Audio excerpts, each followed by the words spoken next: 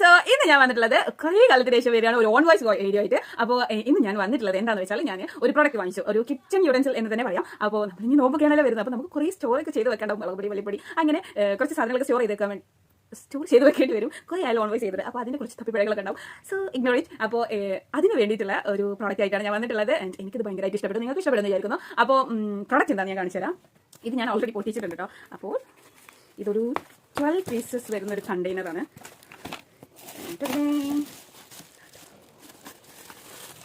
ഞാൻ ഒന്നെടുത്ത് കാണിച്ചു, അപ്പോൾ നിങ്ങൾക്ക് മനസ്സിലാവും. ഇതാണ് സംഭവങ്ങൾ, ഇതാണ് ഒരു ബോക്സ് കേട്ടോ. അത്യാവശ്യം നല്ല ക്വാളിറ്റി ഒക്കെ തന്നെയാണ്. ഇതാണ് ബോക്സ്. അപ്പോൾ ഇങ്ങനത്തെ 12 വരുന്ന സെറ്റാണ്. ഞാനിത് നിരത്തി വെച്ചിട്ട് ഫുള്ളായിട്ട് നിങ്ങൾക്ക് കാണിച്ചു തരാം.